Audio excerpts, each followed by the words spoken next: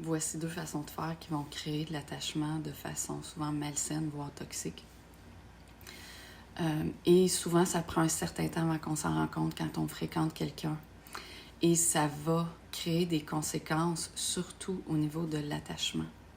Ça va créer l'attachement au niveau exponentiel. Et par le temps qu'on s'en rende compte, souvent on est attaché. La première chose, et c'est très connu, c'est l'ignorance et le silence. On peut les mettre ensemble, même si c'est quand même deux choses différentes. Donc, vous allez texter à la personne et elle va vous texter de temps en temps, mais pas tout le temps. Il va y avoir des délais qui ne sont pas tout le temps les mêmes, mais des fois des grands délais. On ne parle pas de 1 heure, 2 heures.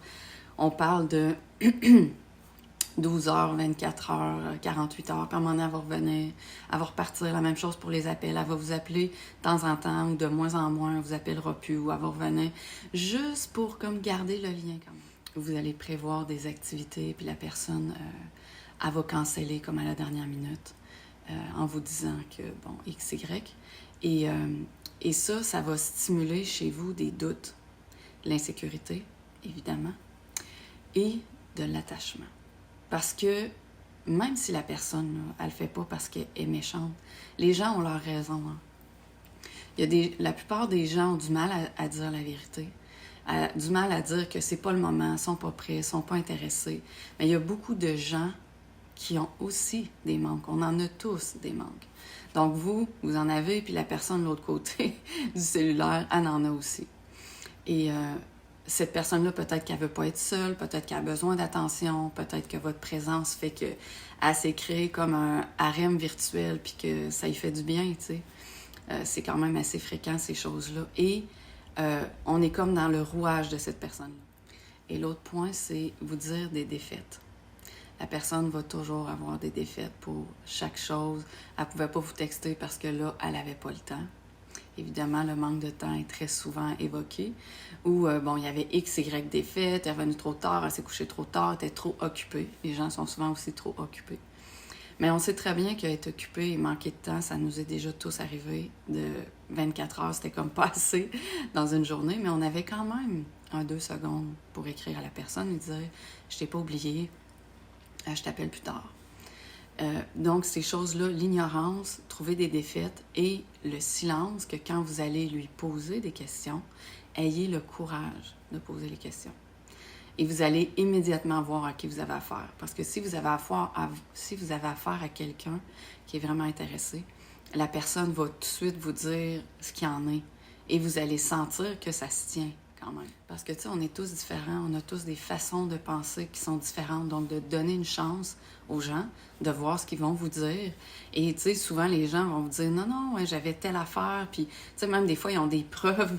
Je veux dire, on n'en a pas nécessairement besoin, on le sent, mais à la limite, des fois, ils en ont, tu sais, il y avait des photos ou ils ont des textos ou « Non, non, j'étais à telle place avec telle personne, puis on a fait telle affaire où j'ai fini tard, ou etc. » Puis on finit par se comprendre et on sent, sans avoir besoin de preuves, on sent que c'est vrai ce qu'elle nous dit la personne. Oui, il y a des gens qui sont des pros là-dedans, mais à un moment donné, à force d'accumuler des fausses défaites ou de l'ignorance, on finit par sentir ce qu'il y en est. Donc, c'est important de se fier à son intuition, mais c'est aussi important d'observer les faits, comme je disais hier. Et parce que ces techniques-là, c'est à la limite ce que j'appelle des techniques de torture. Pourquoi? Parce que ça stimule en nous les manques qu'on a. Et ça crée un attachement extrêmement puissant. C'est pour ça que je dis que c'est des techniques de torture. Parce que dès qu'on va venir stimuler ça à l'intérieur de nous, on va vouloir qu'une chose, c'est voir la personne, puis la texter, puis la serrer dans nos bras, puis savoir où aller, puis ce qu'elle fait. Et ça va stimuler nos blessures. Et ça va stimuler l'attachement. Parce que ça va stimuler de l'anxiété et de l'insécurité qui vont stimuler de l'attachement, qui est une façon de se protéger comme pour se réconforter d'une certaine façon. C'est comme une façon inconsciente d'essayer de survivre, on va dire, mais c'est loin dans l'inconscient. Donc, ça va stimuler l'attachement pour essayer de se rassurer. C'est comme si on voulait se rapprocher de la personne, alors qu'elle, c'est l'inverse qu'elle fait. Elle nous pousse dans nos derniers retranchements. Et ça, c'est important de connaître ça. Et c'est important de se rendre compte de ce qui se passe vraiment. Parce qu'une fois qu'on se rend compte de ça, qu'on a parlé à la personne, qu'on a beaucoup de doutes, qu'on n'est pas sûr que tout se tient, parce que quand tout se tient, la personne, elle commence déjà à changer ses gestes. Puis tu sais, même à vous dire, je m'excuse, puis je ferai plus ça comme ça. Mais quand ça commence à plus se tenir, l'anxiété va prendre beaucoup de place. Et même des fois, les gens vont se mettre à être vraiment pas bien parce qu'ils ont besoin de comprendre ce qui se passe. Et là, la seule personne qui peut nous aider, à part qu'on ait une réponse de la personne, c'est nous-mêmes. C'est de s'observer puis de se dire, là, je suis rentrée dans l'attachement. Dans l'attachement même trop hâtif. Je suis trop tôt pour rentrer dans un attachement aussi profond.